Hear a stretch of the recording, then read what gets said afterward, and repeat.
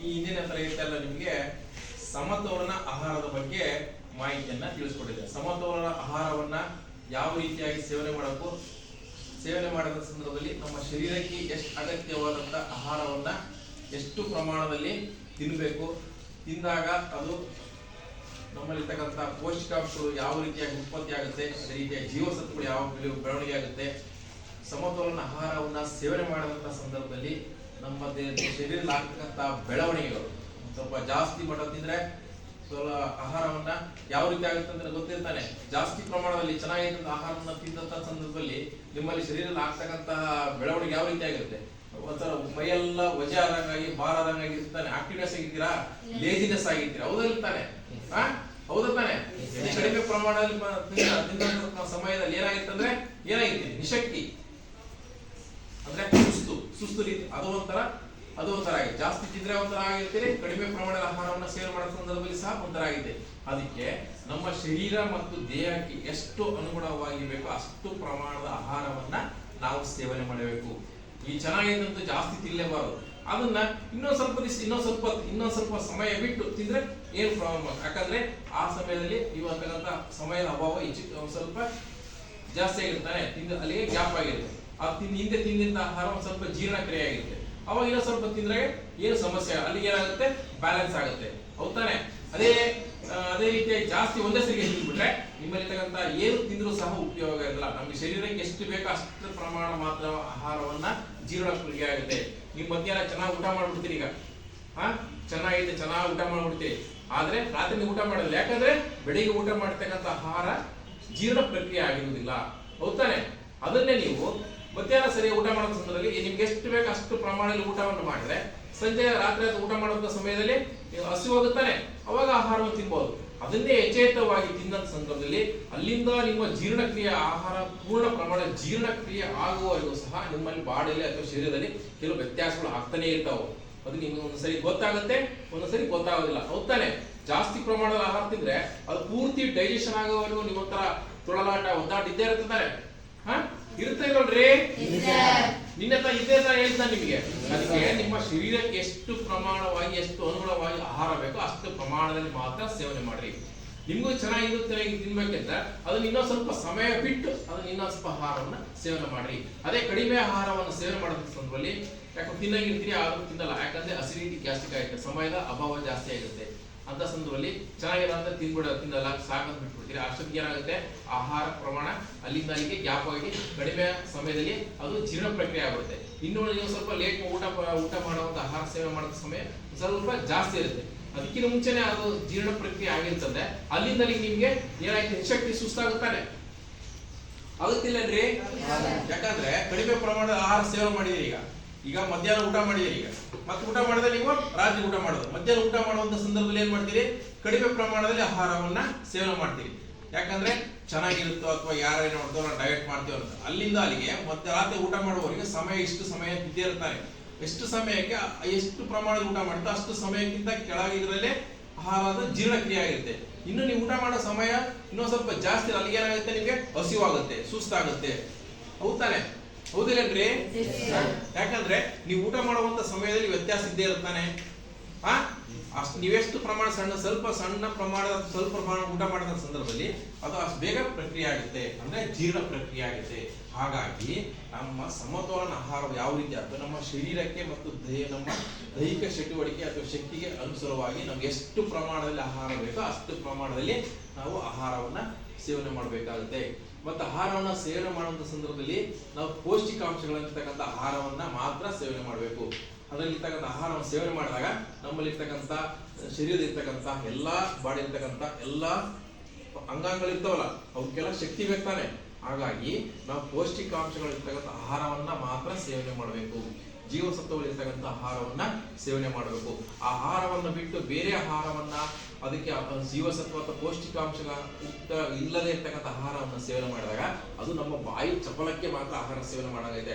ಆದ್ರೆ ನಮ್ಮಲ್ಲಿರ್ತಕ್ಕಂಥ ಅಂಗಾಂಗಗಳಿಗೆ ಯಾವುದೇ ರೀತಿಯ ಏನಾಗುತ್ತೆ, ಶಕ್ತಿಯನ್ನ ಪೌಷ್ಟಿಕಾಂಶಗಳನ್ನ ಅಲ್ಲಿ ಇರೋದಿಲ್ಲ. ಹಾಗಾಗಿ ಆ ಸತ್ವಗಳು ಏನಾಗುತ್ತೆ, ಕಮ್ಮಿ ಆಗುತ್ತೆ. ಪೌಷ್ಟಿಕಾಂಶಗಳಿರ್ತಕ್ಕಂಥ ಆಹಾರವನ್ನ ಕಾಳುಗಳು ಅಥವಾ ಈ ಬೇಳೆಗಳು ಅಥವಾ ಈ ತರ ಏನಿಂತ ಅಷ್ಟು ಪ್ರಮಾಣದಲ್ಲಿ ಮಾತ್ರ ತಿನ್ಬೇಕು. ಎಷ್ಟು ಪ್ರಮಾಣದಲ್ಲಿ ಬೇಕೋ ಅಷ್ಟು ಪ್ರಮಾಣದಲ್ಲಿ ಮಾತ್ರ ನಾವು ಸೇವನೆ ಮಾಡಬೇಕು. ಅದೇ ತರಕಾರಿ ಆಗಲಿ, ಸೊಪ್ಪು ಆಗಲಿ, ಜೀವವಸ್ತುಗಳು ಇರ್ತಕ್ಕಂಥ ಕೆಲವು ಸತ್ತುಗಳು, ತರಕಾರಿಗಳು ಇರ್ತವೆ. ಎಷ್ಟು ಪ್ರಮಾಣದಲ್ಲಿ ಬೇಕೋ ಅಷ್ಟು ಪ್ರಮಾಣದಲ್ಲಿ ಮಾತ್ರ ಅವನ್ನು ಸಹ ಸೇವನೆ ಮಾಡಬೇಕು. ಗೊತ್ತಾಯ್ತಾ? ಜೀವಸತ್ವಗಳಲ್ಲಿ ಎಷ್ಟು 5 A B C D E K ಈ ರೀತಿಯಾದ ಜೀವಸತ್ವಗಳು ಇರ್ತವೆ. ಜೀವಸತ್ವಗಳು ಕಮ್ಮಿ ಅಂದ್ರೆ ಏನು ವಿಟಮಿನ್ ಅಂತೀವಲ್ಲ, ಕನ್ನಡ ಇಂಗ್ಲಿಷ್ ಅಲ್ಲಿ ವಿಟಮಿನ್ ಅಂತೀವಿ, ಕನ್ನಡದಲ್ಲಿ ಜೀವಸತ್ವಗಳು ಅಂತೀವಿ. ಆ ಕಮ್ಮಿ ಆದಂತ ಸಂದರ್ಭದಲ್ಲಿ ನಮ್ಮಲ್ಲಿ ದೇಹದಲ್ಲಿ ಕೆಲವೊಂದು ಬದಲಾವಣೆಗಳಾಗ್ತವೆ. ಹೌದಾ? ಹೌದಾನೆ? ಜೀವಸತ್ವ ಕಮ್ಮಿ ಆತಂದ್ರೆ ಏನಾಗುತ್ತೆ? ಕಣ್ಣು ಮಂಜು ಹೋಗೋದು, ಅಥವಾ ನಮ್ಗೆ ತಲೆ ಸುತ್ತ ಬರ್ಬೋದು, ಅಥವಾ ಏನೋ ನಿಶಕ್ತಿ ತರ ಮಂಜು ಹೋದಂಗಾಗಿ ಕಮ್ಮಿ ಆಗುತ್ತೆ. ಅದಕ್ಕೋಸ್ಕರವಾಗಿ ಜೀವಸತ್ವ ಕಡಿಮೆ ಆಗದ ರೀತಿಯಲ್ಲಿ ಅದಕ್ಕೆ ಸಂಬಂಧಪಟ್ಟ ತರಕಾರಿ ಅಥವಾ ಪೌಷ್ಟಿಕಾಂಶಗಳನ್ನ ನಾವು ಸೇವನೆ ಮಾಡಬೇಕು. ಅದೇ ರೀತಿಯಾಗಿ ಬಿ ಜೀವಸತ್ವ ಅಥವಾ ವಿಟಮಿನ್ ಕಮ್ಮಿ ಆತಂದ್ರೆ ನಮ್ಮಲ್ಲಿರ್ತಕ್ಕಂತಹ ಕೆಲವೊಂದು ಶರೀರದಲ್ಲಿ ಪ್ರಾಬ್ಲಮ್ ಆಗ್ತಾನೆ. ಯಾವ್ಯಾವ ಹೇಳ್ರಿ? ನರ್ವ್ಸ್, ನರಗಳು, ನರನಾಡಿಗಳಲ್ಲಿ ವೀಕ್ನೆಸ್ ಆಗುತ್ತೆ. ಅದಕ್ಕೆ ಏನಂತ ವಿಟಮಿನ್ ಬಿ ಕೊರತೆ ಆಗಿದೆ ಅಂತಾರೆ. ಜೀವಸತ್ವ ಬಿ ಕೊರತೆ ಆದಾಗ ಸ್ವಲ್ಪ ದೂರ ನಡೀತೀರಿ, ಏನಾಗುತ್ತೆ? ಸುಸ್ತಾಗುತ್ತೆ. ಇವೆಲ್ಲ ಏನ್ ಬರುತ್ತೆ? ಈ ಕಾಪದಲ್ಲೂ ಇವೆಲ್ಲ ಇರ್ತಾವಲ್ಲ, ಇವೆಲ್ಲ ನಾವು ಸೊಂಟವೆಲ್ಲ ಕಮ್ಮಿ ಆಗುತ್ತೆ. ಯಾಕಂದ್ರೆ ನಮ್ಮಲ್ಲಿ ಇರ್ತಕ್ಕಂಥ ವಿಟಮಿನ್ ಬಿ ಅಥವಾ ಜೀವಸತ್ವ ಬಿ ಕೊರತೆ ಆದಾಗ ಆ ಸಮಸ್ಯೆಗಳು ಆಗ್ತವೆ. ಅದೇ ರೀತಿಯಾಗಿ ನಮ್ಗೆ ಜೀರ್ಣಾಂಗ ವ್ಯೂಹ ಸಹ ಇರ್ತಕ್ಕಂಥ ನಮ್ಮಲ್ಲಿ ಏನು ಜಠರವಲ್ಲ ಇರ್ತವಲ್ಲ, ಜೀರ್ಣಾಂಗ ಪ್ರಕ್ರಿಯೆ ಏನಾಗುತ್ತೆ ಜಠರದಲ್ಲಿ, ಆ ವಿಟಮಿನ್ ಬಿ ಕಮ್ಮಿ ಆದಂತ ಸಂದರ್ಭದಲ್ಲಿ ಸಹ ಅದು ಪ್ರಕ್ರಿಯೆಯು ಸಹ ನಿಧಾನಗೊಳ್ಳುತ್ತೆ. ಹಾಗಾಗಿ ವಿಟಮಿನ್ ಬಿ ಸಂಬಂಧಪಟ್ಟಂತಹ ತರಕಾರಿಗಳ ಅಥವಾ ಸೇವನೆಗಳನ್ನ ಮತ್ತು ಸೊಪ್ಪುಗಳನ್ನ ತಿನ್ನಬೇಕು. ಅದರಲ್ಲಿ ನಾರಿನಂಶ ಇರ್ತಕ್ಕಂಥ ತರಕಾರಿಗಳನ್ನ ನಾವು ಹೆಚ್ಚಿಗೆ ಸೇವನೆ ಮಾಡಬೇಕು. ನಾರಿನಲ್ಲಿ ಇರ್ತಕ್ಕಂಥ ತರಕಾರಿಗಳು ಯಾವ ಇರ್ತವೆ ಹೇಳ್ರಿ? ಹೀರೆಕಾಯಿ, ಆಮೇಲೆ ಇದು ಬೆಂಡೆಕಾಯಿ ಹಾಕದ ನಾರಿನಂಶ ಮತ್ತು ಲೋಳೆ ಅಂಶ ಇರ್ತಕ್ಕಂಥ ಆಹಾರವನ್ನ ಸೇವನೆ ಮಾಡಿದಾಗ ಅವೆಲ್ಲ ಏನಾಗುತ್ತೆ? ನಮ್ಮ ನರನಾಡಿಗಳಿಗೆ ಒಂದು ಸ್ವಲ್ಪ ಶಕ್ತಿಯನ್ನ ತುಂಬುತ್ತವೆ. ಹಾಗಾಗಿ ವಿಟಮಿನ್ ಬಿ ಕೊರತೆ ಆಗೋದ್ರಲ್ಲಿ ಸಹ ನಾವು ನೋಡ್ಕೊಳ್ಬೇಕಾಗುತ್ತೆ. ಅದೇ ರೀತಿಯಾಗಿ ವಿಟಮಿನ್ ಸಿ ಅಥವಾ ಜೀವಸತ್ವ ಸಿ ಕಮ್ಮಿ ಆದಾಗ ಏನಾಗುತ್ತೆ? ಹಲ್ಲು ನೋವು ಬರುತ್ತೆ, ಒಸಡು ನೋವು ಬರುತ್ತೆ, ಮತ್ತು ಕೀರುಳ ಆರೋಗ್ಯ ಅಂದ್ರೆ ಇಲ್ಲಿ ನಮ್ಮ ಏನ್ ಜಾಯಿಂಟ್ ಇರ್ತಾವಲ್ಲ, ಜಾಯಿಂಟ್ ಅಲ್ಲೂ ನೋವು ಬರುತ್ತೆ. ಅದಕ್ಕೆ ವಿಟಮಿನ್ಸ್ ಕಡಿಮೆ ಆಗಬಾರ್ದು ಅಂತಂದ್ರೆ ಸಕ್ಕರೆ ಪ್ರಮಾಣ ಇರ್ತಕ್ಕಂಥ ಆಹಾರವನ್ನು ಎಷ್ಟು ಬೇಕೋ ಅಷ್ಟು ತಿನ್ಬೇಕು. ನೀವೇ ಚಾಕ್ಲೇಟ್ ಎಲ್ಲ ತಿಂತೀರಿ, ಜಾಸ್ತಿ ತಿಂತಿರ್ತಾನೆ, ಅವೆಲ್ಲ ಏನಾಗುತ್ತೆ? ಎಲ್ಲ ಉಳ್ಕಲಾಗುತ್ತೆ. ಅಲ್ಲಿ ಚಾಕ್ಲೇಟ್ ತಿಂತೀರಿ, ಆದ್ರೆ ಅದಕ್ಕೆ ಸಂಬಂಧಪಟ್ಟ ತರಕಾರಿ ಅಥವಾ ಸೇವನೆ ಮಾಡಿ, ಕ್ಯಾರೆಟ್ ಸಿ ಇರ್ತಾನೆ, ಅದನ್ನ ತಿಂದ್ರೆ ಏನಾಗುತ್ತೆ? ಕರೆಕ್ಟ್ ಪ್ರಮಾಣ. ಅದೇ ನೀವು ಏನ್ ಮಾಡ್ತೀರಿ? ನೈಸರ್ಗಿಕವಾದಂತಹ ತರಕಾರಿಗಳನ್ನು ಸೇವನೆ ಮಾಡೋ ಸಂದರ್ಭದಲ್ಲಿ ಜೀವಸತ್ವ ನೈಸರ್ಗಿಕ ಬಿಟ್ಟು ಆರ್ಗ್ಯಾನಿಕ್, ಕೆಮಿಕಲ್, ರಾಸಾಯನಿಕ ಮಿಶ್ರಣಗಳನ್ನು ಬಿಡ್ತಕ್ಕಂಥ ಆಹಾರ ಅಥವಾ ಏನಾದ್ರು ಫುಡ್ಗಳನ್ನು ತಿಂದ ಸಂದರ್ಭದಲ್ಲಿ ಇಲ್ಲಿ ಹಲ್ಲುಗಳು ಅಥವಾ ನೋವು ಬರೋದು, ಒಸಡು ನೋವು ಹೋಗೋದು, ಮತ್ತೆ ಜಾಯಿಂಟ್ ಏನ್ ಕೀಲ್ ನೋವು ಇರ್ತಾವಲ್ಲ ಅವೆಲ್ಲ ನೋವು ಬರ್ತವೆ. ಹಾಗಾಗಿ ವಿಟಮಿನ್ ಸಿ ಕೊರತೆ ಆಗದಾಗ ಸಹ ನಾವು ನೋಡ್ಕೊಳ್ಬೇಕಾಗತ್ತೆ. ಅದೇ ರೀತಿಯಾಗಿ ಪೋಷಕಾಂಶ ಅಥವಾ ವಿಟಮಿನ್ ಡಿ ನಮ್ಮಲ್ಲಿರ್ತಕ್ಕಂಥ ಕ್ಯಾಲ್ಸಿಯಂ ಅನ್ನ ಕಮ್ಮಿ ಮಾಡುತ್ತೆ. ಕ್ಯಾಲ್ಸಿಯಂ ಕಮ್ಮಿ ಆದಂತ ಸಂದರ್ಭದಲ್ಲಿ ನಾವೇನಾಗುತ್ತದೆ? ನಮ್ಮಲ್ಲಿರ್ತಕ್ಕಂತಹ ದೇಹದಲ್ಲಿರ್ತಕ್ಕಂತಹ ಬೆಳವಣಿಗೆಯನ್ನ ಕುಸಿತ ಮಾಡುತ್ತೆ. ಮೂಳೆಗಳ ಬೆಳವಣಿಗೆ ಆಗುವುದಿಲ್ಲ. ಹೋಗ್ತಾನೆ ಮೊದಲೇ ಹುಟ್ಟಿದಾಗಂತ ಮಗುನ ಬೆಳಿಗ್ಗೆ ಎದ್ದು ತಕ್ಷಣ ಎಳೆಬಿಸಿ ಹೊರ ಕರ್ಕೊಂಡು ಹೋಗ್ತಾನೆ. ಹೊರಗೆ ಯಾಕೆ ಕರ್ಕೊಂಡು ಹೋಗ್ತಾನೆ? ವಿಟಮಿನ್ ಡಿ ಸಿಗಲಿ, ನೈಸರ್ಗಿಕವಾಗಿ ಸಿಗಲಿ ಅಂತ. ಯಾಕಂದ್ರೆ ಹುಟ್ಟಿದಂತ ಮಗುಗೆ ತಾಯಿ ಎದೆ ಹಾಲನ್ನು ಬಿಟ್ರೆ ಬೇರೆ ಏನೂ ಸೇವನೆ ಮಾಡ್ತಿದ್ದಲ್ಲ, ಹೋಗ್ತಾನೆ. ಅವಾಗ ಟೈಮ್ ತಾನೆ ಅವೆಲ್ಲ ಮಗುವಿರ್ತಕ್ಕಂಥ ಮೂಳೆಗಳು ಅವೆಲ್ಲ ಬೆಳವಣಿಗೆ ಆಗಂತ ಸಂದರ್ಭ. ಯಾಕಂತಂದ್ರೆ ಇದೇ ಹಾಲನ್ನು ಬಿಟ್ರೆ ಬೇರೆ ಏನು ಆಹಾರವನ್ನ ಸೇವನೆ ಮಾಡುವಂತ ಸಂದರ್ಭ ಮಗು ಇರೋದಿಲ್ಲ, ನಿಮ್ಗಳಿಗೂ ಸಹ ಇರೋದಿಲ್ಲ. ಬೆಳಿಗ್ಗೆ ಯಥೇಚ್ಛವಾದಂತ ಎಳೆ ಬಿಸಿಲನ್ನ ನೀವು ಕಾಯಿಸಿದಂತ ಸಂದರ್ಭದಲ್ಲಿ ವಿಟಮಿನ್ ಡಿ ಉತ್ಪತ್ತಿ ಆಗುತ್ತೆ. ಅದು ನೈಸರ್ಗಿಕವಾಗಿ, ರಾಸಾಯನಿಕವಾಗಿ ವಿಟಮಿನ್ ಡಿ ಅಂತ ಸಣ್ಣ ಮಕ್ಕಳಿಗೆ ಉತ್ಪತ್ತಿ ಆಗೋದಿಲ್ಲ. ಯಾಕಂದ್ರೆ ಎದೆ ಹಾಲು ಬಿಟ್ರೆ ಪೌಷ್ಟಿಕಾಂಶ ಅದೇ, ಅದಕ್ಕೆ ಮಗುಗೆ ಅದೇ ಇರುತ್ತೆ. ಹಾಗಾಗಿ ಎಳೆ ಬಿಸಿಲನ್ನ ಕಾಯಿಸ್ತಾರೆ ಮಕ್ಕಳು. ನೋಡಿರ್ತಾನೆಲ್ಲ ಬೆಳಿಗ್ಗೆ ತಕ್ಷಣ ನಿಮ್ಮ ಮನೆಯಲ್ಲ ನೋಡಿರ್ತೀನಿ, ನೀವೆಲ್ಲ ನಿಮ್ಮ ಅಕ್ಕಪಕ್ಕ ನಿಮ್ಮ ಅಕ್ಕ ಯಾರು ರಿಲೇಷನ್ ಮಕ್ಕಳು ನೋಡಿದ್ರೆ ಬೆಳಿಗ್ಗೆ ತಕ್ಷಣ 7 ಗಂಟೆ 6 ಗಂಟೆ ಸುಮಾರು 7 ಗಂಟೆ ಒಳಗೆ ಎಳೆ ಬಿಸಿಲು ಏರ್ತಾ ಇರ್ತಾವಾಗ ಅವಾಗ ಕರ್ಕೊಂಡು ಹೋಗಿ ನೇರವಾಗಿ ಮಗು ಮೇಲೆ ಬಿಸಿಲು ಬೀಳುವಾಗ ಮಾಡ್ತಾರೆ. ಅವ್ ತಾನೆ ಅವಾಗ ಬಿಸಿಲು ಬಿತ್ತು ಅಂದ್ರೆ ಮೂಳೆಗಳ ಸ್ವಲ್ಪ ಗಟ್ಟಿ ಆಗಂತ ಬೆಳವಣಿಗೆ ಅಂತ ಸಂದರ್ಭದಲ್ಲಿ ಇರುತ್ತೆ. ವಿಟಮಿನ್ ಡಿ ಕೊರತೆ ಆದ್ರೆ ಮೂಳೆಗಳ ಬೆಳವಣಿಗೆ ಆಗೋಲ್ಲ. ವಿಟಮಿನ್ ಡಿ ಕೊರತೆ ಆಗದ ರೀತಿಯಲ್ಲಿ ಮಾಡ್ತಾರೆ. ಅದೇ ರೀತಿಯಾಗಿ ಕಣ್ಣಿನ ಸ್ವಲ್ಪ ದೃಷ್ಟಿ ಸಹ ಬದಲಾವಣೆ ಆಗಿರುತ್ತೆ. ಬಿಸಿಲು ಬಿದ್ದಾಗ ಮಕ್ಕಳೆಲ್ಲ ಚಲನವಲನ, ಕೈ ಕಾಲು ಚಲನ ಯಾವ ರೀತಿ ಮೈ ಮೇಲೆ ಬಿಸಿಲು ಬಿಡ್ತೈತಂದ್ರೆ ಮಗು ಕಣ್ಣಿನ ಚಲನ ಯಾವ ರೀತಿ ಇರುತ್ತೆ? ಆ ಕಡೆ ಈ ಕಡೆ ನೋಡ್ತಾನೆ, ಕಣ್ಣು ಮುಚ್ಚೋದು, ಬಿಸಿಲು ಆಡೋದು ಮಾಡ್ತಿರುತ್ತೆ, ಆ ಕಡೆ ಈ ಕಡೆ ಮಾಡ್ತಾರೆ. ಅದೇ ರೀತಿಯಾಗಿ ಬಿಸಿಲು ಜಾಸ್ತಿ ಆದ್ರೆ ಕೈ ಕಾಲನ್ನ ಚಲನೆ ಮಾಡುತ್ತೆ, ನೋಡಿರ್ತಾನೆ. ಬಿಸಿಲು ಆದ ತಕ್ಷಣ ಬಾಡಿ ಹೀಟ್ ಆಗುತ್ತಲ್ಲ, ಸ್ವಲ್ಪ ಒದ್ದಾಡೋದೆಲ್ಲ ಮಾಡ್ತಾರ. ವಿಟಮಿನ್ ಡಿ ಕಮ್ಮಿ ಆತಂದ್ರೆ ನಿಮ್ಗಳೆಲ್ಲ ಸಹ ಕಮ್ಮಿ ಆಗುತ್ತೆ. ಮೂಳೆಗಳ ಇನ್ನು 18 ವರ್ಷವರೆಗೂ ನಿಮ್ಮ ಸಹ ನಿಮ್ಮ ಬೆಳವಣಿಗೆ ಇದ್ದೇ ಇರ್ತಾನೆ. ಹೌದಾನೆ? ಒಬ್ಬ ಮನುಷ್ಯ ಹುಟ್ಟಿನಿಂದ 18 ವರ್ಷವರೆಗೆ ಸಹ ಬೆಳವಣಿಗೆ ಇರ್ತಾನೆ. ಬೆಳವಣಿಗೆ 21 ವರ್ಷದ ಇರುತ್ತೆ. ಆದ್ರೆ 18 ವರ್ಷದೊಳಗೆ ಅಲ್ಲಿ 18 ಇಂದ 21 ನಿಧಾನಗತಿಯಲ್ಲಿರುತ್ತೆ. 18 ವಯಸ್ಸಿನವರೆಗೆ ಸಹ ಏನಾಗ್ತದೆ, ಒಂದು ಲೆವೆಲ್ ಬೆಳೀತಾ ಇರುತ್ತೆ. ಹಾಗಾಗಿ ವಿಟಮಿನ್ ಡಿ ಕಮ್ಮಿ ಆಗದ ರೀತಿಯಲ್ಲಿ ನೀವು ನೋಡ್ಕೋಬೇಕು. ನಿಮ್ಮ ಮೂಳೆಗಳು ಸಹ ಇನ್ನೂ ಗಟ್ಟಿ ಆಗ್ತಾನೆ ಇರ್ತವೆ. 18 ವರ್ಷ ತುಂಬುವವರೆಗೂ ಸಹ 21 ವರ್ಷ ತುಂಬುವವರೆಗೂ ಸಹ ನಿಮ್ಮ ಮೈಲಿರ್ತಕ್ಕಂಥ ಬೆಳವಣಿಗೆ ಆಗ್ತಿರುತ್ತೆ. ನೋಡ್ರಿ, ಈಗ ಫ್ರಾಕ್ಚರ್ ಆಗುತ್ತೆ. ಫ್ರಾಕ್ಚರ್ ಆಗ್ತಕ್ಕಂಥ ಸಂದರ್ಭದಲ್ಲಿ ಹಾಸ್ಪಿಟಲ್ ಹೋಗ್ತೀರಿ, ಅವ್ರು ಪ್ಲಾಸ್ಟರ್ ಆಫ್ ಪ್ಯಾರಿಸ್ ಹಾಕಿ ಏನಾದ್ರು ಮಾಡ್ತಾರೆ. ಆದ್ರೆ 18 ವರ್ಷ ಮೇಲ್ಪಟ್ಟ ಅಥವಾ 21 ವರ್ಷ ಮೇಲ್ಪಟ್ಟಂತಹ ಮಕ್ಕಳಿಗೆ ಜನ ಇರ್ತಲ್ಲ, ಅವರಿಗೆ ಫ್ರಾಕ್ಚರ್ ಅಥವಾ ಏನೈತನೆ ತೊಂದರೆಗಳಲ್ಲಿ ಏನಾದ್ರೆ ಅವ್ರಿಗೆ ಎಷ್ಟು ದಿವಸಕ್ಕೆ ಅವೆಲ್ಲ ಮೂಳೆಗಳೆಲ್ಲ ಕುಡಿಕಂತವೋ, ಅದೇ 18 ಇಂದ 21 ವರ್ಷ ಇರ್ತಕ್ಕಂಥ ಮಕ್ಕಳಿಗೆ ಒಳಗಿರ್ತಕ್ಕಂಥವ್ರಿಗೆ ಎಷ್ಟು ಬೇಗ ಕುಡ್ಕಂತವೆ. ಹೌದಾನೆ? ಜಾಯಿಂಟ್ ರಿಪ್ಲೇಸ್ಮೆಂಟ್ ಅಲ್ಲಿ ಆಗೋದು ಅಥವಾ ಕುಡ್ಕೊಂಡು ನೋಡ್ತಿರ್ತಾನೆ, ಅವ್ರಿಗೆ 45-46 ಇಸ್ಕೊಂಡೇ ಬೇಕಾಗ 60 ಇಸ್ಕೊಂಡೇ ಬೇಕಾಗುತ್ತೆ. ಯಾರಿಗೆ 18 ಇಂದ 21 ವರ್ಷ ಮೇಲ್ಪಟ್ಟಂತಹ 60-40 ವರ್ಷ 50 ವರ್ಷ 60 ವರ್ಷ ಇರ್ತಾರೆ. ಎಷ್ಟು 60 ಸುದೀರ್ಘ ವರೆಗೂ ಸಹ ಅವರಿಗೆ ಬೇಗ ಮೂಳೆಗಳು ಜಾಯಿಂಟ್ ಆಗೋದಿಲ್ಲ. ಹೌದಾನೆ? ಅದೇ ನೋಡ್ರಿ, 18 ಇಂದ 21 ವರ್ಷ ಏನು ಒಳಭಾಗಿರ್ತಲ್ಲ, ಒಳಭಾಗಿರ್ತಕ್ಕಂಥದ್ದೇ ಒಳಭಾಗಿರ್ತವ್ರಿಗೆ ಎಷ್ಟು ಬೇಗ ಏನು ಫ್ರಾಕ್ಚರ್ ಆದ್ರೆ ಮೂಳೆಗಳ ಕುಡಿಕೆಂತಾನೆ ನೋಡಿದ್ರೆ ಗೊತ್ತಿಲ್ಲ ನಿಮ್ಗೆ. ಯಾರು ನೋಡ್ರಿ, ಈಗ ನಿಮ್ಮ ಮನೇಲಿ ನೋಡಿದ್ಯಾರ 18 ವರ್ಷದೊಳಗಿರ್ತಕ್ಕಂಥ ಯಾರು ಚಿಕ್ಕ ಮಕ್ಕಳಾಗಿ ನೀವೇ ಅಟ್ಲೀಸ್ಟ್ ಆದ ಸಂದರ್ಭದಲ್ಲಿ 40 ಇಂದ 45 ದಿವಸದೊಳಗೆ ಏನು ಫ್ರಾಕ್ಚರ್ ಆಗಿರ್ತ ಮೂಳೆಗಳು ಜಾಯಿಂಟ್ ಅಥವಾ ರಿಪ್ಲೇಸ್ಮೆಂಟ್ ಅದು ಕೂಡಿಕೊಂಡ ಸಂದರ್ಭ. ಅದೇ 21 ವರ್ಷ ಮೇಲ್ಪಟ್ಟಂತಹ ಯಾವ ವ್ಯಕ್ತಿಗೆ ಅಥವಾ ಯಾರಿಗಾರಾಗಿ ಏನಾದ್ರು ಫ್ರಾಕ್ಚರ್ ಆದ ಸಂದರ್ಭದಲ್ಲಿ ಅವರಿಗೆ ಸುದೀರ್ಘ 60 ದಿವಸ ಆಗ್ಬೋದು, 2 ತಿಂಗಳು 20 ತಿಂಗಳು ತನಕ 3 ತಿಂಗಳು ತನಕ ಅವರಿಗೂ ಸಹ ಬೆಳವಣಿಗೆ ಆಗ್ತಾನೆ ಇರ್ತದೆ. ಅಂದ್ರೆ ಕೂಡಿಕೆಂತಾನೆ ಇರ್ತದೆ.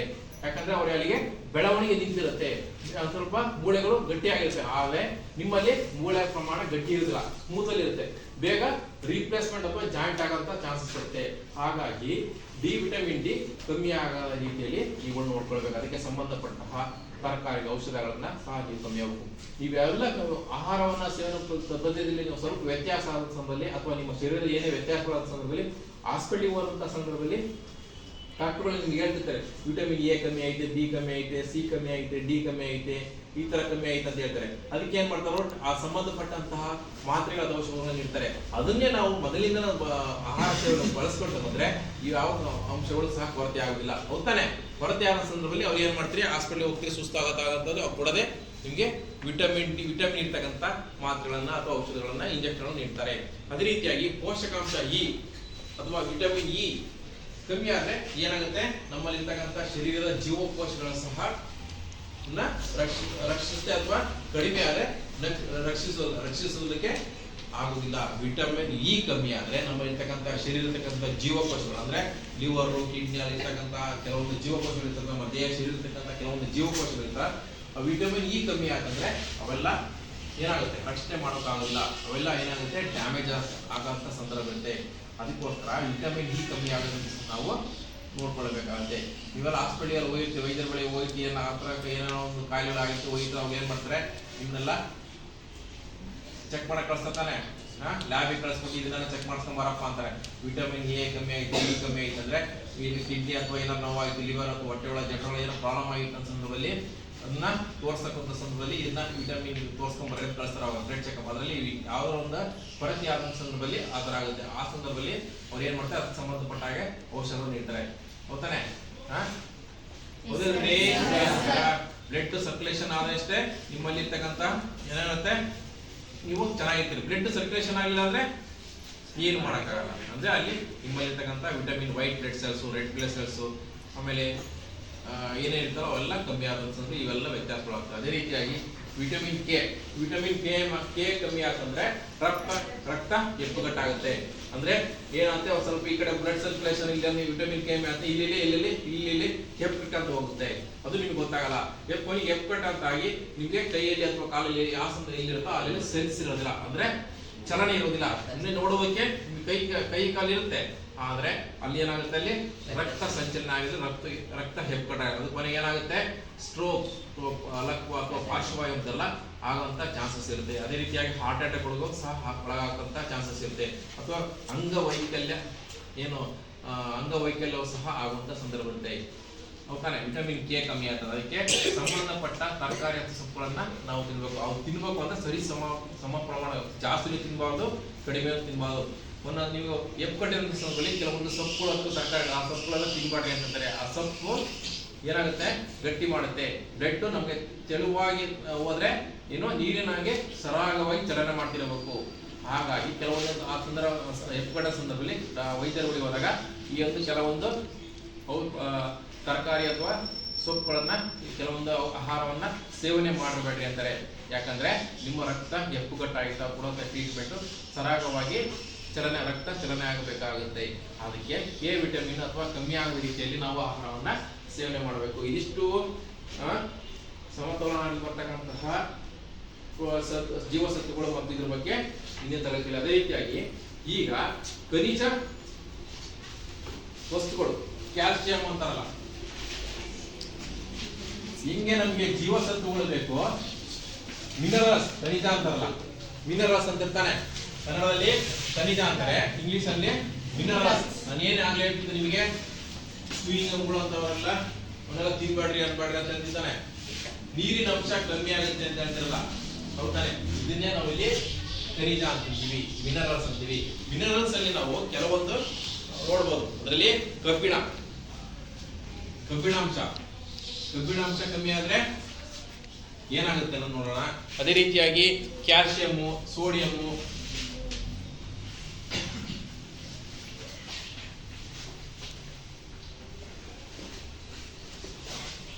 ಸೋಡಿಯಂ ಅಂದ್ರೆ ಉಪ್ಪಿನಂಶ, ಕ್ಯಾಲ್ಸಿಯಂ ಅಂದ್ರೆ ಹೇಳಿರೋದು ಅಯೋಡಿನ್, ಉಪ್ಪಿನಂಶ. ಅಯೋಡಿನ್ ಅಂದ್ರೆ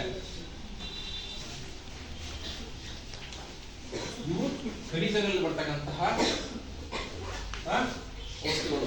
ಅಂದ್ರೆ ಇವು ನಮ್ಗೆ ಬಹಳ ಉಪಯುಕ್ತ. ಇವುಗಳು ಅಂದ್ರೆ ಕೆಲವೊಂದು ಬಾಡಿಯಲ್ಲಿ ವೇರಿಯೇಷನ್ಸ್ ಆಗುತ್ತೆ, ನಮ್ಮ ಶರೀರದ ಸಹ ಕೆಲವೊಂದು ವ್ಯತ್ಯಾಸಗಳಾಗುತ್ತೆ. ಈ ಅಂಶಗಳು ಕಮ್ಮಿ ಆಗದ ರೀತಿಯಲ್ಲಿ ನೋಡ್ಕೊಳ್ಬೇಕು. ಅದೇ ರೀತಿಯಾಗಿ ಜಾಸ್ತಿನೂ ಸಹ ಇದಾಗಬಾರ್ದು. ಇವು ಒಂದಕ್ಕೊಂದು ಜಾಸ್ತಿ ಆಯ್ತಂದ್ರೆ ಲಿವರ್, ಕಿಡ್ನಿ ಏನೋ ಡ್ಯಾಮೇಜ್ ಆಗಿರ್ತವೆ. ಅಂದ್ರೆ ನಮ್ಮಲ್ಲಿರ್ತಕ್ಕಂತಹ ಲಿವರ್ ಏನಿರ್ತಲ್ಲ, ಏನ್ ಹೇಳ್ತೀರಿ ನೀವು ಕನ್ನಡದಾಗೆ? ಲಿವರ್, ಕಿಡ್ನಿ, ಇದು ಬೇರೆ ಕರಳು, ಸಣ್ಣ ಕರಳು, ದೊಡ್ಡ ಕರಳು ಅಂತ ಹೇಳ್ತಿರ್ತಾನೆ. ಕರಳಿನ ಅಂಶ ಅಥವಾ ಕಿಡ್ನಿ ಬೇರೆ, ಮೂತ್ರಪಿಂಡ. ಕಿಡ್ನಿ ಅಂದ್ರೆ ಮೂತ್ರಪಿಂಡ. ಅವು ಕಮ್ಮಿ ಆದ್ರೆ ಅವು ಡ್ಯಾಮೇಜ್ ಅಂತ ಕಮ್ಮಿ ಇರುತ್ತೆ. ಅಂದ್ರೆ ಎಷ್ಟು ಪ್ರಮಾಣದಲ್ಲಿ ಬೇಕು, ಒಂದು ಕ್ರಿಯೇಟಿನ್, ಕಿಡ್ನಿ ಕಮ್ಮಿ ಆಗ್ತಂದ್ರೆ ಒಂದು ಕ್ರಿಯೇಟಿನ್ಗೆ ಇಷ್ಟೇ ಪ್ರಮಾಣದಲ್ಲಿ, ಇಷ್ಟು ಮಹಿಳೆಯರಿಗೆ ಇಷ್ಟು, ಪುರುಷರಿಗೆ ಇಷ್ಟು ಕ್ರಿಯೇಟಿನ್ ಅಂದ್ರೆ ಇರ್ತವೆ. ಆ ಪ್ರಮಾಣಕ್ಕಿಂತ ಜಾಸ್ತಿ ಆದ್ರೆ ಅದು ಕಿಡ್ನಿ ಡ್ಯಾಮೇಜ್ ಆಗುತ್ತೆ, ಮೂತ್ರಪಿಂಡ ಇರೋದಿಲ್ಲ. ಅದಕ್ಕೆ ಏನ್ ಮಾಡ್ತಾರೆ, ಡಯಾಲಿಸಿಸ್ ಮಾಡ್ತಾರೆ. ಅದಕ್ಕೆ ಇದು ತೆಗೆಯುವ ಏನ್ ಅಂಶಗಳಿವೆ, ಕಬ್ಬಿಣ, ಕ್ಯಾಲ್ಸಿಯಂ, ಸೋಡಿಯಂ, ಅಯೋಡಿನ್, ಇವು ಜಾಸ್ತಿಯೂ ಸಹ ಆಗಬಾರ್ದು, ಕಡಿಮೆ ಆಗಬಾರ್ದು. ಎಷ್ಟು ಪ್ರಮಾಣದ ಬೇಕು ಅಷ್ಟೇ ಮಾತ್ರ ಇರಬೇಕು. ಜಾಸ್ತಿ ಆಯ್ತು ಅಂತಂದ್ರೆ ಏನೇನು ಕಿಡ್ನಿ ಅಥವಾ ಲಿವರ್ ಅಂತಂದ್ರೆ ಅವೆಲ್ಲ ಡ್ಯಾಮೇಜ್ ಆಗೋ ಸಂದರ್ಭ ಇರುತ್ತೆ, ಅಂದ್ರೆ ನಾಶ ಹೊಂದೋ ಸಂದರ್ಭ ಇರುತ್ತೆ. ಹೌದಾ, ನೋಡಿದ್ದೀರಿ ಈಗ ಕಿಡ್ನಿ, ಕ್ಯಾಲ್ಸಿಯಂ, ಸೋಡಿಯಂ, ಅಯೋಡಿನ್, ಕಬ್ಬಿಣಾಂಶ ಇವನ್ನೆಲ್ಲವನ್ನು ಒಂದು ಏನೇನಕ್ಕೆ ಅನುಕೂಲ ಆಗುತ್ತಂದ್ರೆ, ಕಬ್ಬಿಣಾಂಶ ಕಮ್ಮಿ ಆಗ್ತಂದ್ರೆ, ನಮ್ಮ ಕಬ್ಬಿಣಾಂಶ ಕಮ್ಮಿ ಆಗ್ತಂದ್ರೆ ಹಿಮೋಗ್ಲೋಬಿನ್ ಅಂದ್ರೆ ಹಿಮೋಗ್ಲೋಬಿನ್ ಪ್ರಮಾಣ ಕಮ್ಮಿ ಆಗುತ್ತೆ. ಹಿಮೋಗ್ಲೋಬಿನ್ ಪ್ರಮಾಣ ಪುರುಷರಿಗೆ ಮತ್ತು ಮಹಿಳೆಯರಿಗೆ ಎಷ್ಟಿರ್ಬೇಕು?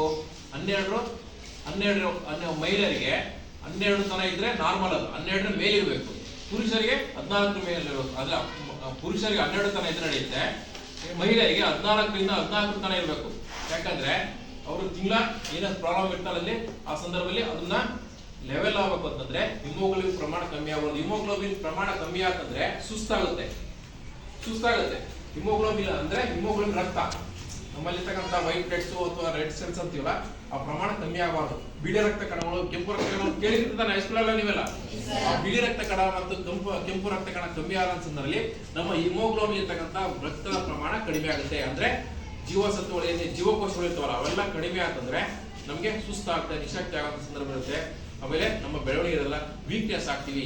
ಅದು ಕೊನೆಗೆ ಏನಾಗುತ್ತಂದ್ರೆ ನಾವು ಸುಸ್ತಾಗಿ ಏನಾಗುತ್ತಂದ್ರೆ BP ಜಾಸ್ತಿ ಆಗಿ ಸಾಯುವಂತಹ ಸಂದರ್ಭ ನೋಡುತ್ತೆ. ಅದಕ್ಕೋಸ್ಕರ ಹಿಮೋಗ್ಲೋಬಿನ್ ಪ್ರಮಾಣ ಅದನ್ನ 12 ಮೇಲಿದ್ದಷ್ಟು ನಾವು ಕಾಪಾಡ್ಕೊಳ್ಬೇಕಾಗುತ್ತೆ. ಅದಕ್ಕೆ ಕಾಪಾಡ್ಕೋಬೇಕಾದ್ರೆ ಸರಿಯಾದ ಪ್ರಮಾಣದ ಆಹಾರವನ್ನ ಸೇವನೆ ಮಾಡೋಕ್ಕಾಗುತ್ತೆ. ಸರಿಯಾದ ಪ್ರಮಾಣದ ಆಹಾರ ಸೇವನೆ ಮಾಡಿ ಹಿಮೋಗ್ಲೋಬಿನ್ ಪ್ರಮಾಣ ಕಮ್ಮಿ ಆಗ್ತಂದ್ರೆ ನಾವು ನಮ್ಮ ನಮ್ಮಲ್ಲಿರ್ತಕ್ಕಂಥ ಜೀವನೇ ಕಳ್ಕೊಳ್ಳುವಂತ ಸಂದರ್ಭ ಬರುತ್ತೆ. ಮತ್ತೆ ಹಾಸ್ಪಿಟಲ್ಗೆ ಅಡ್ಮಿಟ್ ಆಗಿ ಸಿಕ್ಕಾಪಟ್ಟೆ ಟ್ರೀಟ್ಮೆಂಟ್ ಅವೆಲ್ಲ ಆಗುತ್ತೆ. ಕೊನೆ ಏನಾಗುತ್ತೆ, ನಮ್ಮಲ್ಲಿ ಅಂಗಾಂಗಗಳಲ್ಲಿ ಕೆಲವೊಂದೊಂದು ಫೇಲ್ ಆಗ್ತವೆ. ಅಂದ್ರೆ ಕಿಡ್ನಿ ಫೇಲ್ಯೂರ್ ಅಂತಂದ್ರೆ, ಲಿವರ್ ಫೇಲ್ಯೂರ್ ಅಂತ ಕೇಳಿರ್ತಾನೆ, ಅವು ಫೇಲ್ಯೂರ್ ಆಗಿ ಇನ್ನಿತರ ಏನೇನೋ ಶಾರೀರಿಕವಾಗಿ ಏನೋ ತೊಂದರೆ, ದೈಹಿಕವಾಗಿ ಏನೇನೋ ತೊಂದರೆ ಆಗ್ತವೆ. ಅಂದ್ರೆ ಜಾಂಡೀಸು ಅಥವಾ ಟೈಫಾಯ್ಡು, ಮಲೇರಿಯಾ ಇನ್ನಿತರ ರೋಗಗಳೇನು ಬಂದ ಸಂದರ್ಭದಲ್ಲಿ ಇವೆಲ್ಲ ಏನಾಗುತ್ತೆ, ನಾವು ಊಟ ಮಾಡೋದೆಲ್ಲ ಬಿಟ್ಬಿಡ್ತೀವ. ಆ ಸಂದರ್ಭದಲ್ಲಿ ಕಬ್ಬಿಣಾಂಶ ಕಮ್ಮಿ ಆಗುತ್ತೆ.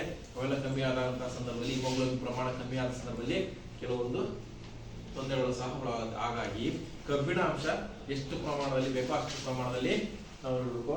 ಇದು ಕಬ್ಬಿಣಾಂಶ ಇತ್ತಂದ್ರೆ ಇದು ನಮಗೆ ಹಿಮೋಗ್ಲೋಬಿನ್ ಉತ್ಪಾದನೆಗೆ ಅನುಕೂಲ ಆಗುತ್ತೆ. ಕಬ್ಬಿಣಾಂಶ ಇಲ್ಲ ಅಂದ್ರೆ ನಮ್ಮಲ್ಲಿ ಹಿಮೋಗ್ಲೋಬಿನ್ ಪ್ರಮಾಣ ಉತ್ಪತ್ತಿ ಆಗುದಿಲ್ಲ. ಇವೆಲ್ಲ ನೈಸರ್ಗಿಕವಾಗಿ ನಡೆಯುವಂತ ಪ್ರಕ್ರಿಯೆಗಳು. ನಾವು ಸುಮ್ಮನೆ ನೆಗ್ಲೆಕ್ಟ್ ಮಾಡ್ತೀವಿ ಅದು ಇದು ಅಂತೇಳಿ. ನಾವು ಕರೆಕ್ಟ್ ಸಮ ಪ್ರಮಾಣದ ಆಹಾರವನ್ನ ಸೇವನೆ ಮಾಡ್ಕೊಂತ ಹೋದ ಸಂದರ್ಭದಲ್ಲಿ ಯಾವ ಕಡಿಮೆ ಆಗುದಿಲ್ಲ, ವರ್ಚನ ನೀಡುವುದಿಲ್ಲ, ಆ ವೈದ್ಯರ ಬಳಿ ಹೋಗುದಿಲ್ಲ. ಇದೆಲ್ಲ ಉತ್ತಮವಾದ ಆರೋಗ್ಯವನ್ನು ಹೊಂದಿರ್ತೀವಿ. ಕಬ್ಬಿಣಾಂಶ ಬೇಕಾದಂತಹ ಆಹಾರವನ್ನ ಸೇವನೆ ಮಾಡಬೇಕು. ಎಷ್ಟು ಸಮ ಬೇಕೋ ಅಷ್ಟು ಪ್ರಮಾಣ. ಇವತ್ತಂದ್ರೆ ಕಬ್ಬಿಣಾಂಶ ಇರ್ತಕ್ಕಂಥ ಆಹಾರವನ್ನು ಸೇವನೆ ಮಾಡಿದ್ರೆ ಒಂದ್ ದಿವಸ ಗ್ಯಾಪ್ ಇಟ್ಟು ಇನ್ನೊಂದ್ ದಿವಸ ತಿನ್ಬೇಕು. ಸುಮ್ಮನೆ ಚೆನ್ನಾಗಿದೆ ಅಂತ ಬರೀ 15 ತಿನ್ಬಾರ್ದು. ಆ ಅಂಶನೂ ಜಾಸ್ತಿ ಆಗಿಲ್ಲ, ಕಡಿಮೆ ಆಗಿಲ್ಲ, ನಮ್ಗೆ ಎಷ್ಟು ಬೇಕು ಅಷ್ಟು ಮಾತ್ರ ತಿನ್ಬೇಕು.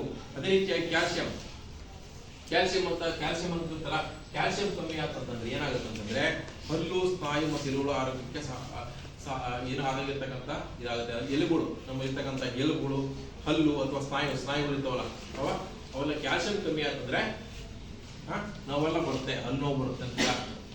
ಹಲ್ಲು ನೋವು ಬರೋದು ಅದಕ್ಕೆ. ಆಮೇಲೆ ಸ್ನಾಯುಗಳು ಸೆಳೆದಾಗ್ತಿರ್ತಾವೆ, ಈ ಕೈ ಕಾಲೆಲ್ಲ ಎಳಿತಪ್ಪ, ಸುಸ್ತಾಗುತ್ತೆ ಅಂತಿದ್ದ, ನೋವು ಬರ್ತಾವ ಅಂತಿಲ್ಲ, ಅವಾಗ ಕ್ಯಾಲ್ಸಿಯಂ ಕಮ್ಮಿ ಆಗುತ್ತೆ. ಇಷ್ಟು ಪ್ರಮಾಣದಲ್ಲಿ ಇರ್ಬೇಕಂದ್ರೆ ಅಷ್ಟು ಪ್ರಮಾಣದಲ್ಲಿ ಮಾತ್ರ ಕ್ಯಾಲ್ಸಿಯಂ ಇರುತ್ತೆ. ಜಾಸ್ತಿನೂ ಸಹ ಇತ್ತಂದ್ರೆ ಬಹಳ ಸಮಸ್ಯೆ. ಅಲ್ಲಿ ಇರ್ತಕ್ಕಂಥ ಇನ್ನೂ ಅಂಗಾಂಗ ವೈಫಲ್ಯ ಅಥವಾ ಏನೇನೋ ಸಮಸ್ಯೆಗಳು, ದೇಹದ ಏನೋ ಸಮಸ್ಯೆಗಳಿಗೆ ಒಳಗಾಗುತ್ತೆ. ಅದೇ ರೀತಿಯಾಗಿ ಎಲುಬುಗಳು ಸಹ ಚೆನ್ನಾಗಿ ಗಟ್ಟಿಮುಟ್ಟಾಗಿರ್ತವೆ. ನಮ್ಮಲ್ಲಿ ಎಲುಬು ನೋಡಿರ್ತಾನೆ ಇಲ್ಲ, ನಿಮ್ಮಲ್ಲಿ ಎಲುಬು ಇರ್ತಾವೆ, ಇಲ್ಲಿಂದಲ್ಲಿ ಇರ್ತಾವ ಎಲುಬುಗಳು, ಅವು ಎಲುಬುಗಳು ಸಹ ಕ್ಯಾಲ್ಸಿಯಂ ಎಷ್ಟು ಪ್ರಮಾಣದಲ್ಲಿ ಬೇಕೋ ಅಷ್ಟು ಪ್ರಮಾಣದಲ್ಲಿ ಜಾಸ್ತಿ ಆದಂತ ಸಂದರ್ಭದಲ್ಲಿ ಏನಾಗುತ್ತೆ, ಹಲ್ಲು ನೋವು ಬರುತ್ತೆ. ನೀವೆಲ್ಲ ಏನ್ ಮಾಡ್ತೀವಿ, ಚೂಯಿಂಗಮ್ ತೆಗಿತೀರಿ, ಚಾಕ್ಲೇಟ್ ಎಲ್ಲ ತಿಂತೀರಿ. ಜಗದಂತ ಸಂದರ್ಭದಲ್ಲಿ ರಸ ಉತ್ಪತ್ತಿ ಆಗಲ್ಲ.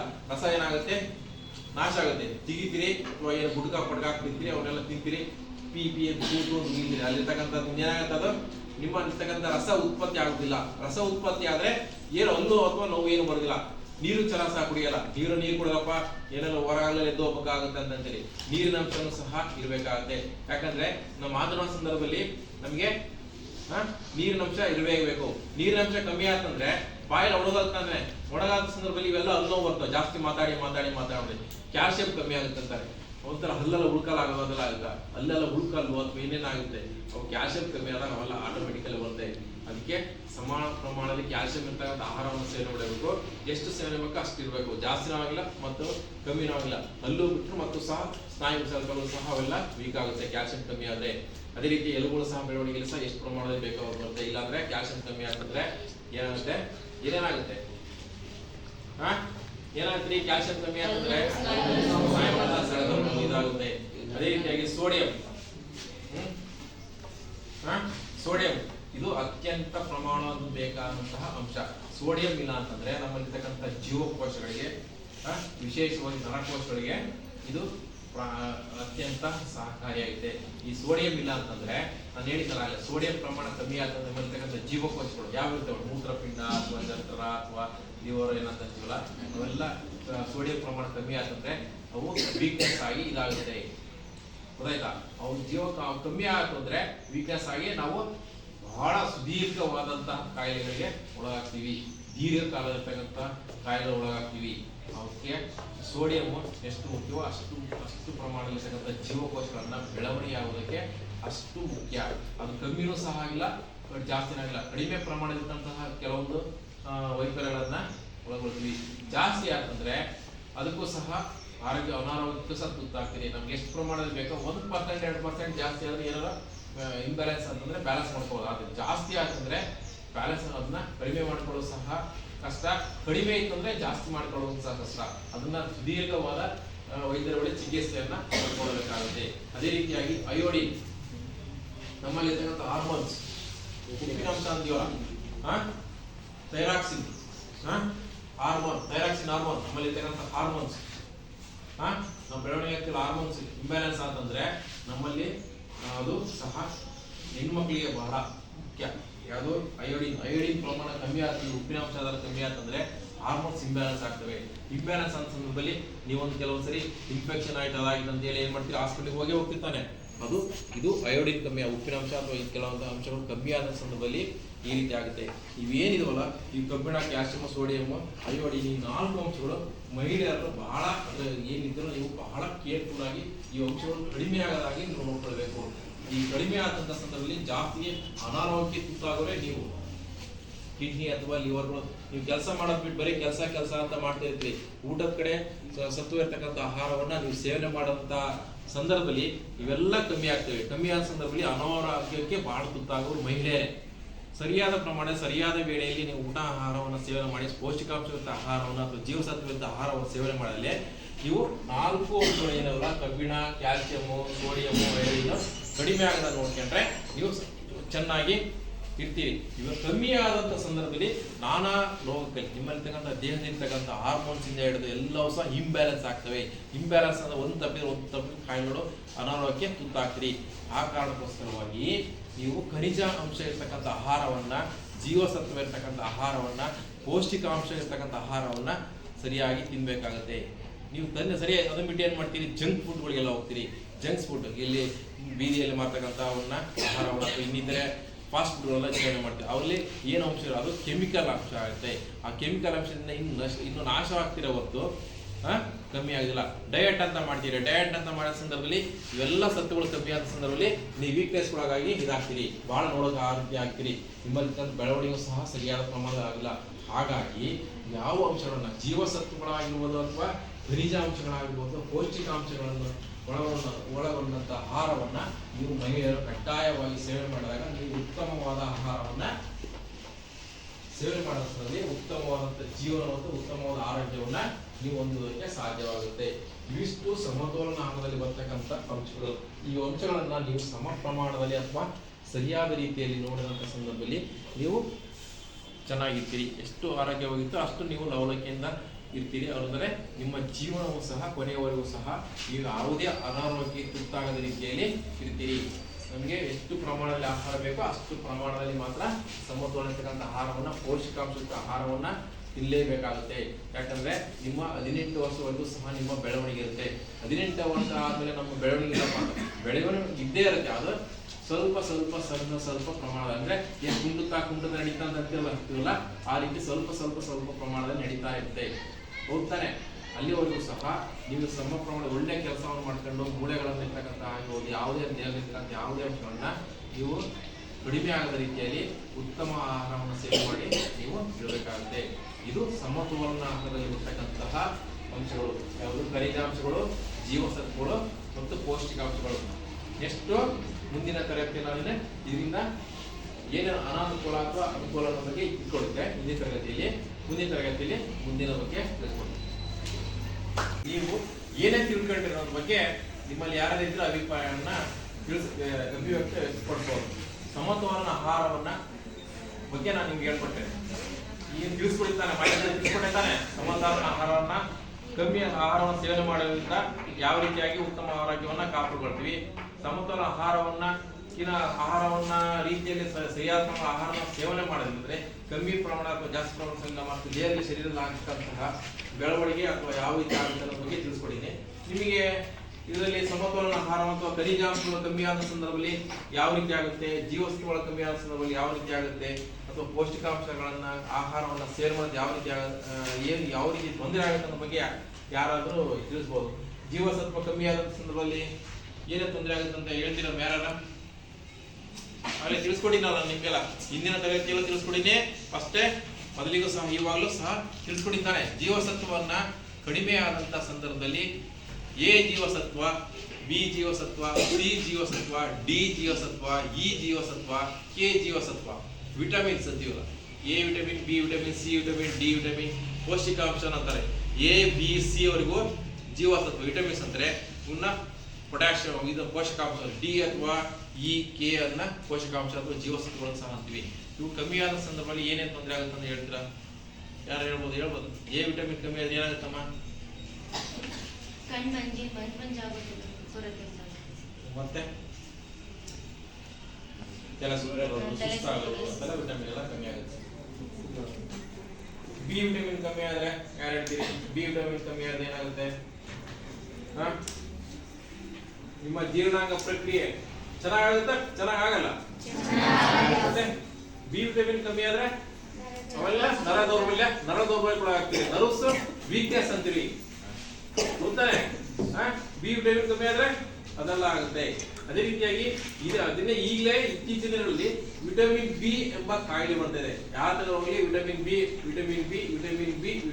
ಕಮ್ಮಿ ಕೊರತೆ ಆಗಿದೆ. ಯಾವ ಫಿಸಿಷಿಯನ್ ಹೋಗ್ಲಿ ಅಥವಾ ಯಾರು ಹೋಗ್ಲಿ ಅವ್ರೇನ್ ಮಾಡ್ತಾರೆ, ವಿಟಮಿನ್ ಬಿ ಕಮ್ಮಿ ಆಗಿದೆ, ಹಾಗಾಗಿ ನೀವು ನರಗಳೆಲ್ಲ ವೀಕ್ನೆಸ್ ಆಗಿದಾವೆ, ಇವು ಟ್ರೀಟ್ಮೆಂಟ್ ತಗೋಬೇಕು ಅಂತ. ಅದು ಬಿಟ್ಟು ಏನ್ ಮಾಡ್ತೀರಿ, ನರ್ವ್ಸ್ ಡಾಕ್ಟರ್ ಹೋದ್ರು, ನ್ಯೂರಾಲಜಿ ಡಾಕ್ಟರ್ ಹೋದ್ರು ಸಹ ಅವ್ರು ಏನ್ ಹೇಳೋದು, ಅದಕ್ಕೆ ವಿಟಮಿನ್ ಬಿ ಕೊರತೆ ಅಂತಾರೆ. ವಿಟಮಿನ್ ಬಿ ಕೊರತೆ ಆಗೋ ರೀತಿಯಲ್ಲಿ ನಾವು ನೋಡ್ಕೊಳ್ಬೇಕಾಗುತ್ತೆ. ವಿಟಮಿನ್ ಅಂದ್ರೆ ಇಲ್ಲಿಂದ ನಾವು ಸ್ವಲ್ಪ ದೂರ ನಡೀತಾ ಸುಸ್ತಾಗ್ತೀರಿ, ಇವೆಲ್ಲ ನೋವು ಬರ್ತವೆ, ಕುತ್ಕೊಳಕ್ಕಾಗಲ್ಲ, ತಿನ್ಕೊಳಕ್ಕಾಗಲ್ಲ, ಬಹಳ ದೂರ ನಡೆಯಕ್ಕಾಗಲ್ಲ, ಸುಸ್ತಾಗ್ತೀರಿ. ವಿಟಮಿನ್ ಬಿ ಕೊರತೆ ಅಂತಾರೆ. ವಿಟಮಿನ್ ಬಿ ಕೊರತೆ ಬಹಳ ಇತ್ತೀಚಿನ ದಿನಗಳಲ್ಲಿ ಬಹಳ ಪ್ರಮಾಣದಲ್ಲಿ ಯಥೇಚ್ಛವಾದಂತಹ ಒಂದು ಕಾಯಿಲೆ ರೀತಿಯಾಗಿ ಓಡುತ್ತಿದೆ ವಿಟಮಿನ್ ಬಿ ಕೊರತೆ ಆದ್ರೆ. ಹೋಗ್ತಾನೆ ವಿಟಮಿನ್ ನರ್ವ್ಸ್ಗಳು ವೀಕ್ನೆಸ್ ಆಗೋ ರೀತಿಯಲ್ಲಿ ನಾವು ನೋಡ್ಬೇಕು. ಅದೇ ರೀತಿಯಾಗಿ ವಿಟಮಿನ್ ಸಿ ಕಮ್ಮಿ ಆದ್ರೆ ಏನಾಗುತ್ತೆ,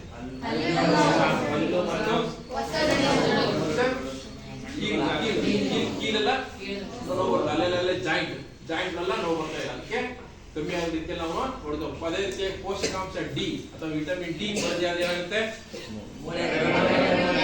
ಬೆಳವಣಿಗೆ ಆಗ್ತಾ ಆಗಲ್ಲ. ಪೋಷಕಾಂಶ ಡಿ ಕೊರತೆ ಆಗೋ ರೀತಿಯಲ್ಲಿ ನಾವು ನೋಡ್ಕೋಬೇಕಾಗುತ್ತೆ. ಅದೇ ರೀತಿಯಾಗಿ ಪೋಷಕಾಂಶ ಇ, ವಿಟಮಿನ್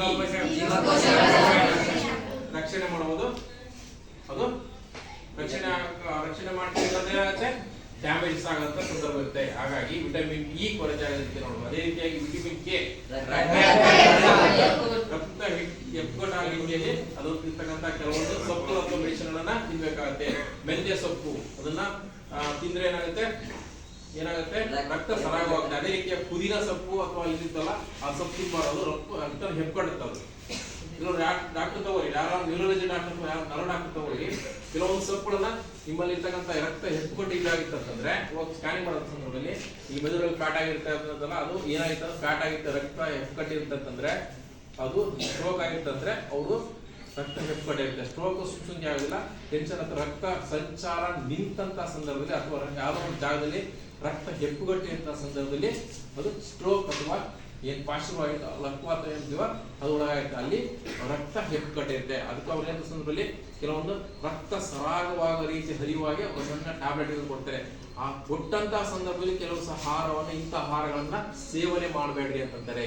ಹೌದಾರೆ, ಆ ಸೇವನೆ ಮಾಡಿದ್ರು ಸಹ ಸಮ ಪ್ರಮಾಣ, ಎಷ್ಟು ಪ್ರಮಾಣದಲ್ಲಿ ಬೇಕೋ ಅಷ್ಟು ಪ್ರಮಾಣದ ಹಣ್ಣು ಅಥವಾ ತರಕಾರಿಗಳು ಅಥವಾ ಏನು ಸೊಪ್ಪುಗಳಾಯ್ತೋ ಅಷ್ಟೇ ಪ್ರಮಾಣದಲ್ಲಿ ತಿನ್ರಿ ಅಂತಂದ್ರೆ.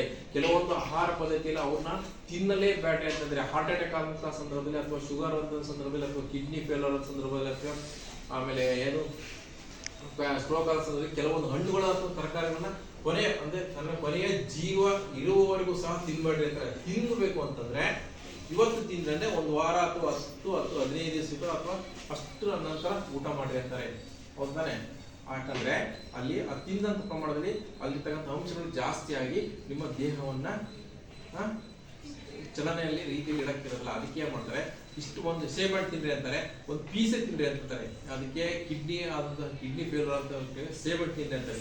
ಸೇಬಣ್ಣು ತಿನ್ಬಿಟ್ರೆ ನಾವೇನಾಗ್ಬಿಡ್ತೀವಿ, ರಕ್ತ ಚೆನ್ನಾಗಿ ಇದಾಗ್ಬಿಡುತ್ತೆ ಅಂತ ಅಂದ್ಬಿಡ್ತೀವಿ. ಕಿಡ್ನಿ ಅಥವಾ ಹಾರ್ಟ್ ಅಟ್ಯಾಕ್ ಆದಂತಹ ವ್ಯಕ್ತಿಗಳು ಏನು ಆಪರೇಷನ್ ಒಳಗಾಗ್ತಾರೋ ಸೇಬಣ್ಣು ತಿನ್ರಿ ಅಂತಾರೆ. ಅದಕ್ಕೆ ತಿನ್ರಿ ಅಂದ್ರೆ ಪೂರ್ತಿ ಹಣ್ಣು ತಿನ್ಬೇಡ್ರಿ, ಒಂದ್ ತಿನ್ರಿ. ಇವತ್ತು ತಿಂದ್ರಿ ಅಂದ್ರೆ ಇನ್ನೊಂದು 2-3 ದಿವಸ 4 ದಿವಸ ಬಿಟ್ಟು ತಿನ್ರಿ ಅಂತಂದ್ರೆ, ಯಾಕಂದ್ರೆ ಅಲ್ಲಿಗೆ ಬ್ಯಾಲೆನ್ಸ್ ಆಗುತ್ತೆ.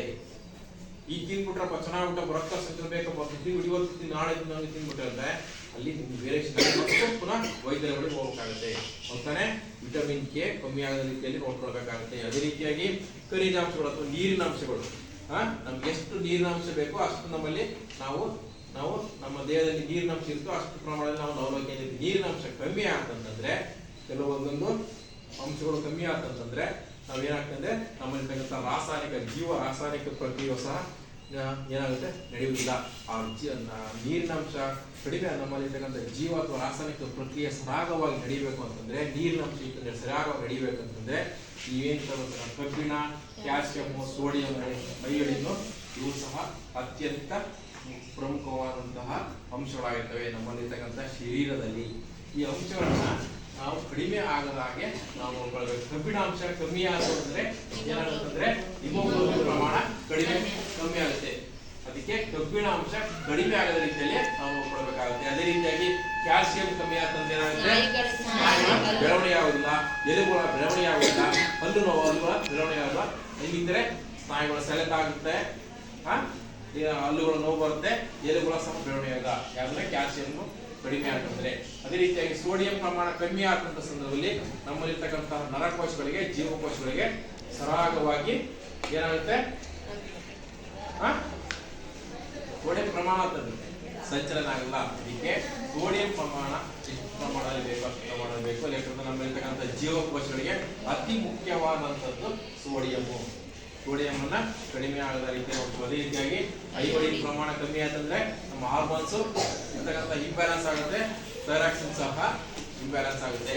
ಅದಕ್ಕೆ ಅಯೋಡಿನ್ ಪ್ರಮಾಣ ಎಷ್ಟು ಬೇಕಾದ ಪ್ರಮಾಣದಲ್ಲಿ ಉಪ್ಪಿನಂಶ ಅಂತ ಅಯೋಡಿನ್ ನಾವು ಉಪ್ಪು ಅಂತೀವಲ್ಲ, ಬಿಪಿ ಅಯೋಡಿನ್ ಉಪ್ಪು ತಿಂದ್ಬಿಟ್ರೆ ಬಿಪಿ ಜಾಸ್ತಿ ಆಗೋ ಸಂದರ್ಭ ಇರುತ್ತೆ. ಹೌದಾನೆ? ಅದಕ್ಕೆ ಬಿಪಿ ಬಂದಂದ್ರೆ ಏನ್ ಮಾಡ್ತಾರೆ, ಉಪ್ಪನ್ನ ಕಡಿಮೆ ಪ್ರಮಾಣದಲ್ಲಿ ಉಪಯೋಗಿಸಿದ್ರೆ ಅಂತ ಅಂತಾನೆ. ಅದು ಅಯೋಡಿನ್ ಜಾಸ್ತಿ ಇರುತ್ತೆ. ಅಯೋಡಿನ್ ಅಂದ್ರೆ ಉಪ್ಪು. ಅದಕ್ಕೆ ಎಷ್ಟು ಪ್ರಮಾಣದಲ್ಲಿ ಬೇಕು ಅಷ್ಟು ಪ್ರಮಾಣದಲ್ಲಿ ನಾವು ಉಪ್ಪನ್ನ ಉಪಯೋಗಿಸಬೇಕು. ಅಯೋಡಿನ್ ಕಮ್ಮಿ ಆಗ್ತಂದ್ರೆ ಹಾರ್ಮೋನ್ ಇಂಬ್ಯಾಲೆನ್ಸ್ ಆಗೋದ್ರ ಮುಖಾಂತರ ಇನ್ನಿತರೆ ತೊಂದರೆಗಳಿಗೆ, ಆರೋಗ್ಯ ತೊಂದರೆಗಳಿಗೆ ಒಳಗಾಗ್ತೀವಿ. ಇಷ್ಟು ಸಮತೋಲನ ಪ್ರಮಾಣಗಳು ಆಯ್ತಾ ಮುಂದಿನ ತರಗತಿಯಲ್ಲಿ ಬೇರೆ